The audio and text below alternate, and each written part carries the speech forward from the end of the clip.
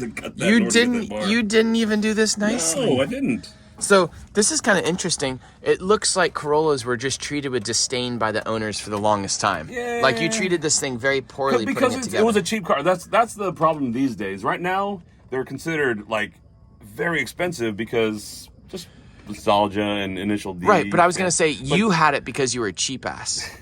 Yes, exactly. Okay, so because you didn't have cheap. it. So you didn't get this car because it was the best car. No. You didn't get this car because of Takumi. I didn't get this car to drift. And the next Lone Star Drift event is at MSR Houston on May 21st and 22nd, 2022. Come on out, hang out, ride in some cars, and thank you so much to all of our sponsors, such as BC Racing Coilovers, WhatMonstersDo.com, NK Wheels, Valino Tires, ECU Master, and KBD Body Kits. Dun, dun, dun, dun, dun. We have started, John. You're already doing your thing. Welcome, YouTube audience, to John Yim's little Corolla. He's going to tell us about some historical things about this Corolla and show you all about it. Start it up. Is it in gear? Oh, wait. Start it. Start it. Start it. No, start it with the... I got started with the... He's screwing me up. I'm putting this up for first. Okay. Show me. All right, hold on. Show me. You got a special app. I got to connect to it because I wasn't ready for it. You jumped it on me. Oh, is this some Android garbage? Yes. You're losing me. You're losing me. If this runs us over, I'm going to be really mad. Good question. Actually, we should probably step aside. Oh, God. All right. Can you turn it off from there? Yeah. Oh, did it turn off on its own? No, I turned it off. I thought it just died. I can turn on my lights. I can turn on my headlights. Ooh, man, you are balling. Is this a normal Toyota Camry thing? No. What year Toyota Camry is this? This is a 1986 Toyota Corolla that this is my third chassis that I've switched over to for competition or drifting in general. It originally started out as basically a bare shell that I got for free when you can still get Corollas for free from friends of yours who didn't want to do anything with it and just like, this thing's a piece of junk. Get it out of my yard. Yeah, exactly. It's exactly what happened. It was a shell that had no engine, but it was basically a throwaway. Okay. So I took it and converted all my Formula D stuff over to this one. So that was back in 2005. I built my Formula D car with a supercharged GZE. Moved it to this chassis, and then when I quit drifting, I kind of let it sit. And in 2014, I came back to driving your events, and so I built it with an SR. The reason I picked an SR is because I wanted to keep it about 250 horsepower. Yeah. I say that now, but I want to keep it about 250 horsepower on a stock ECU, stock tune. Just make it nice and reliable as if it's a stock car, because that's way more than what a Corolla had in the beginning. And still like almost 50 more horsepower than my GZE setup. I think you're getting ahead of yourself real quickly. You said you drove a Corolla in Formula D? So you want to go, let's start. Is this the car? Let's start. No, this is not the car. Back then, the car that was in Formula D, I actually smashed at Road Atlanta in the back corner, mm-hmm. And I drove that in 05, and so in 2005, that's what I drove then. And it was a GZE making about 200 horsepower. Are you doing like a... No, keep going. We're laughing at the dynamic range. Keep going. Okay. So I put that in. You look glorious. Oh, thank you. Oh, you got the sun, like a halo Yes. effect? You look beautiful. Oh, thanks. So that was a old Formula D car back when anybody can go into Formula D. If you had a car... Even you? Yes, exactly. That's how I got in there. There was no qualifying. You just showed up with a car that could pass tech, which was basically SCCA cage, all your lug nuts, all that kind of thing. Back then it was like 04, 05 was a really, really like early days of Formula D. So you just showed up with the car and you drove Formula D. You were in there, and some guys guys went crazy, some guys went stock. Before we lose their attention, let's show them the car real quick, and then let's keep talking about it. Oh my God, thumbnail version. Oh, it looks so good. Woo! So, are these knockoff wheels or are these real? Yeah, they're my shysters. Your shysters? Yeah, they're fake meisters. Such a Camry owner thing. Little tiny battery, yeah. SR20. What turbo's on it? It's a built bottom end with CB pistons, Eagle rods, and still stock head. is running E85, running a 2867 GTX Gen 2. And how much horsepower does it make? It can make 400, but I have it turned down because that's still a stock SR transmission, and it's a Celica Super rear end, which are they're good for about 450 or so. But I'm trying to keep it less stress on it as possible. Because for a Corolla, it's like 370 is where it's sitting at, and that's way more than I really need. Especially with the little skinny tires I can put on here. What size tires do you run front and rear? So front I run 195 50 15s. These are Kendas that I'm running right now. Those are 195 55, so they're a little tall. But normally I'll run a 205 50 Falcon, because those are like one of the stickier tires you can get. And even then, it's still not technically enough tire. I have a hard time. Getting lateral grip is great. It's just that the forward bite is a little troublesome with the small section width. Okay. But why do you run a wing? because it's drift car. Okay. It has no purpose whatsoever. No purpose? Yep. Nope. Okay. Yeah. It's just doing silly things. And race car interior? Yeah, pretty much. It's bare bones. Cage Stock Corolla is pretty much a bare bones interior. It's just basically a thin carpet, and so. Ooh, they pop open. Yeah, sort of. With authority. Yeah. Oh, so back then in Formula D, this is actually an original Formula D qualified, approved cage. Wow. A bolt-in cage. A bolt-in cage? Yep. Crazy. Like I said, SCCA rules back then. 6-point harness, 6-point cage with a roll bar and a lateral bar. That's all they required. So why do you still drift a Corolla? Because they're fun. Sorry, keep going. Because they're fun. I bought a 370. Because I thought I needed to go on to the next... A 370 or a 350? Sorry, 350. 350 HR. And I drove that for a season, and it's an easy car to drive. I mean, it just takes a beating. It is like I would say if you're going to get into it, that's the best car to get, because it's easy to get into. It's not very frustrating. It doesn't require much. Suspension, welded diff, and a little bit of angle, and it's good to go. But honestly, it was boring. Because it was so good, you didn't have to do much. I want to feel like I'm crashing on every single lap. That makes sense. I'm always having to do something. Now, albeit for competition purposes, it's not great. That's why I don't compete anymore. So it's inconsistent. It's not. Some people do great with it, just not me. With the level of competition, I would be terrified to compete in this thing. No, the problem is the consistency. Being consistent with it is the tricky part. Manual steering, so you're fighting the steering. If you make a mistake, that's when it's. If you're just doing single runs where you just have freeform, it's not that big a deal. But if you make a mistake where you have to correct steering and the car isn't in the right angle to make that correction, you have to fight the steering wheel to get it back. All right, let's keep walking around the car for a second so the audience can see it. This video is going pretty long for not seeing the whole video or the whole car. Why not just have like a 4AG in there if that's the whole point of a Corolla? Because I want to go fast. You want to go fast? Yeah. Are you saying the 4AG guys don't go fast? Yes. There's 100 horsepower. Some of them are up to 200 horsepower. How about a naturally aspirated engine? Like, you're killing the purity of the Corolla thing, getting a turbo engine. I get plenty of, honestly, people don't mind it. Because it's a dedicated drift car, so I don't think people mind it as much because it's race car spec. So it's like you do whatever you want. The purists, I understand. I still have a stock Corolla with a 4AG in it as well. And then I have another one with I'm doing a beam swap with. So there's different levels. So I have the stock one's 100 horsepower. The beams will be about 200 horsepower, and this is 300 and something, 370. Okay. So what is the body kit? So the body kit is Origin over fenders, front and rear. The actual body kit is it's eBay stuff. Okay. Cosmetics wise. So there's nothing pure about this car. No. If somebody wanted to pick it apart, then there's plenty of things that come get in it. Yeah, exactly. Come get in. You're doing it. You're great at it. No, you come get in. No, come get in. I want to see what you look like in this car. Oh, it's like ever seen that movie? What is it called? Tommy Boy. Where Chris Farley's getting into a jacket, fat guy in a little jacket. No, I'm just interested. Like, it's a small car. It's very small, but it's actually pretty roomy. My legs, I can sit full straight. I actually normally sit close to the wheel, so I like being close. Plus, you need that extra leverage I mean, you see NASCAR drivers; they're like pretty much on top of the wheel for their leverage. Mm-hmm.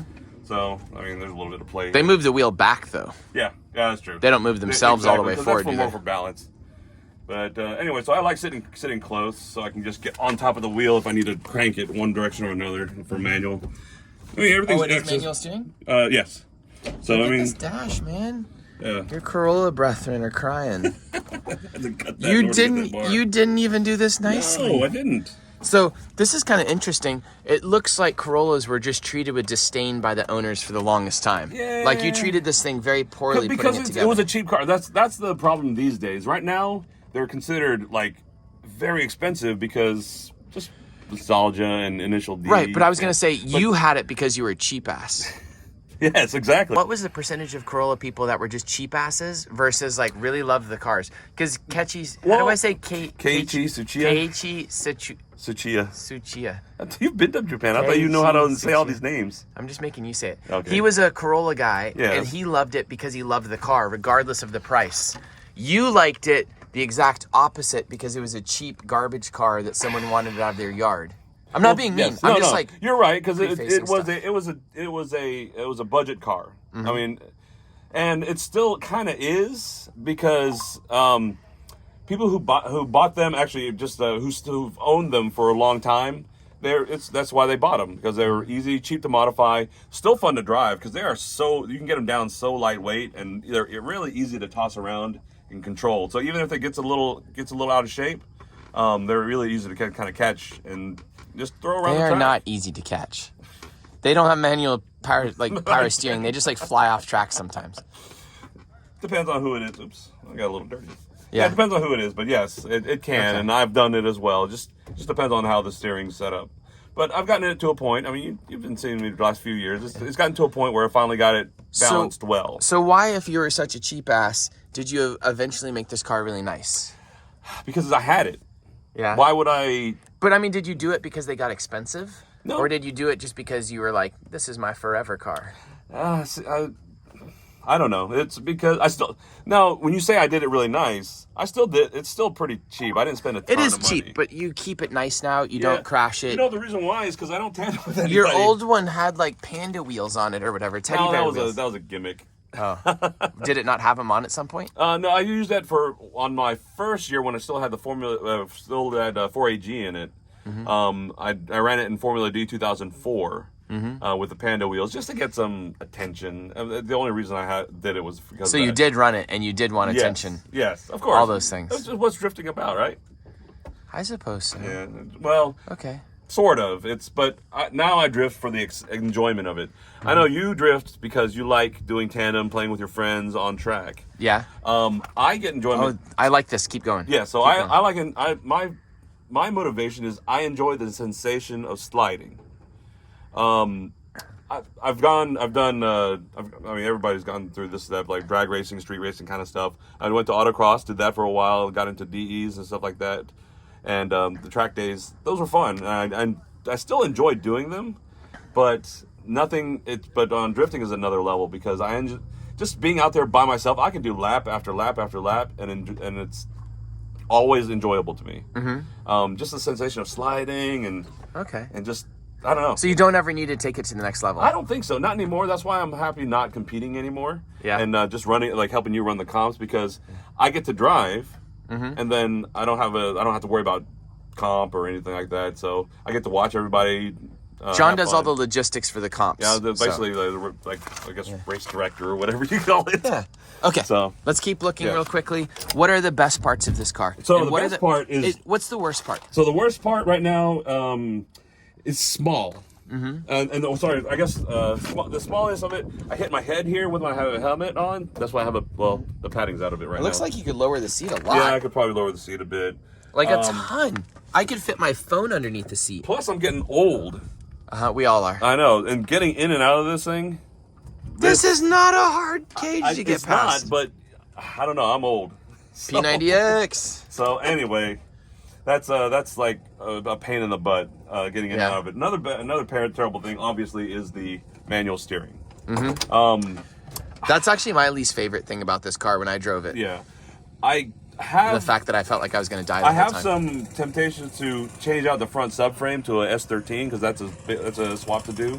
That way I can use I use a power steering rack from an S13 and actually get power steering back. Because for the longest time I stuck with power steering. I think I was one of the first one, like early in 2005. I was running an electric power steering from an SW20 in Formula D. Wow. So yeah, not many people. And yet you're running a manual now. Yeah, no, exactly. Because I got used to being lazy, you know. So I like to steer, but that's the worst thing. All right. The best thing is my cool new app. You can start your car. So I can start it like normal. I push the. What happens if it accidentally starts in the trailer and burns down? Better because there's a master cutoff. Yeah. So I can still do it from the app with pushing a button.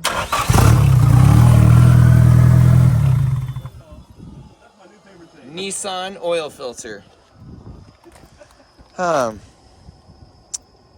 Yeah, I personally don't know exactly how to feel about some of this stuff. Like I have a cut up 240SX and I just care about going fast. He just cares about cosplaying like being a drift car. He wants to look like a drift car. He wants to feel like it. He wants to have the feeling of a drift car. Yeah, that feels. Yeah, I'm not trying to be mean. You're cosplaying as a Japanese person. So I have a quick thought. I always thought about the point of like driving, like how do you say, like a 240SX. You do everything with power, with a big engine like mine, which is a V8, and then once you get to the small naturally aspirated cars like this, you do everything with like very careful tuning. You're supposed to be delicate with these cars in the tuning. You're supposed to like go out and make little tiny adjustments to things. Whereas like my car, you just chuck it into the corner and then you monster with grip and all these other things. I always think about like a Corolla is about being lightweight, about very delicate steering work, about careful choices of suspension stuff. So for a low power Corolla, that is the way to go. Right, but I was gonna say you didn't go that way, so I'm just wrapping my head around. When I first started, I started with a 4AG and then went up to a GZE and then slowly built up power. No, because you did it as a garbage car. You didn't like do the Drift King thing where he like delicately tunes on a car. No. Yeah, I didn't really start. I mean, they're doing crazy stuff to get 5 horsepower out of them. You know, like it's spec me out type build stuff. up like blueprinted engines and stuff like that. Yeah, we don't do that. Anyways, I was just wrapping my brain around that. No, That's basically it's I'm not thinking about cost per horsepower. I was just saying like you built more of like a traditional engine swap car where you took a lightweight car, you made it a little bit lighter by stripping it out and adding this cage thing, and then adding a bigger displacement motor with a turbo and everything. But by doing so, you've lost the spirit of the car a tiny bit. Yep. But you never cared about the spirit, and I think that the average AE86 fan thinks about like the Takumi thing where they make little tiny changes to it, and then he goes and races. Yeah. And he does all these type of things. I'm just wrapping my brain about cutting up cars. I do want to point out that having power has made me much more lazy. Yeah. I don't have to worry about where I am on the track or positioning or how I'm going to end up, or even like I said, even the small steering, like low angle momentum drifting is what Corollas are about. Just trying to carry that momentum into the next corner and doing the transitions and trying keeping it like basically kind of balanced on a knife edge, right? Having this much power, you just floor it and you can correct any mistakes. And it's made me a much lazier driver, I'll admit it. I was gonna say also with like the hydro e-brake, I almost feel like a hydro e-brake isn't in the spirit of a Corolla. Nope. You know, so in like, Formula D, I didn't drive with an e-brake. There was no e-brake at all. I know, isn't it? Back then though, e-brake wasn't a thing. Hydro e-brakes definitely weren't a thing. Yeah, it was all cable stuff that people had. I guess I'm also confusing, like, and I'm complicating things. I just think of like if you're gonna have a Corolla, like why not make it extra Corolla-y? What do you mean extra Corolla? What does that mean? Well, like when I think about the D1 drivers, like Ueo and stuff, or Ueo, however you say his name, they had their own very specific style with how they drifted, and they had a very specific outlook on drifting, and that's what made them special as drifters. And once those guys, like, it's kind of a dumb thought I'm having, but I'm just saying this is not your quintessential Takumi. Not at all. You know, like small change at a time car. This is just like go engine swap it and here. This is like the most American thing to do. Yeah. Oh no, absolutely. Because I mean, SR swaps happen when Corollas in Japan. I've seen a few, but they're actually Yeah, but it's like a yeah, monster comp car. Yeah, they're not. It's not a comp. It's not. They run a 4AG, and in fact, that's pretty much what most of them run. I mean, even like GZE swaps and isn't a big thing. 20 valve swaps are even beam swaps. Yeah. That's not even a. Why do you run floor mats in this thing? Because the floor gets hot. Really? You're weird. Yeah. Oh, you still have manual windows. Yep. You still have glass in here? Yep. Interesting. Still rolls up. I can see I got out to the tint and floor. everything. Yeah, so that's that hole had to be cut to obviously to consider for the SR transmission. Man, look at so look at the other floorboard on the other side. Yeah. All that used to be wires back there. Yeah. Now it's clean thanks to Rudy at Texas Tires and Parts. Oh, cool. So Look at this. yeah. eBay parts. Yeah. I put that in so I can put a phone charger in it. Oh, man. All right. Yeah. Well, thank you so much for showing us the car. It's interesting. There's not a lot of Corollas out there. And I would think, what do you think the average Corolla fan wants to see? Do you think they want to see chopped up cars like this? I mean, or do they want to just see honestly, pristine stuff now? I think a little bit of both. Again, I think some people just want to see Corolla stuff in general. It doesn't matter because Corolla fans are just, it's a Corolla. And that's what, in fact, when we did the demo, I had riders coming up saying, I wanted to ride in a Corolla because they're Corolla fans. Did you disappoint or excite them? I don't know. You tell me. You saw me drive there. No. I feel, no, I like to, I do like to. Like, does I it give them a blow good their show. minds, or they just want to feel something old school? I don't know what they're thinking, Yeah. but it seems like they have a good time, and they were pretty amazed by. I mean, because this is not natural for a Corolla to move like this. I've also known John for like 19 years, Yes. so if I'm ribbing him and stuff, he's So a good friend of I'm mine. expecting it, yeah. So Yeah. I'm expecting it, but you hadn't Okay. interrupted me, so that's kind of nice. Do I normally interrupt people? Yes.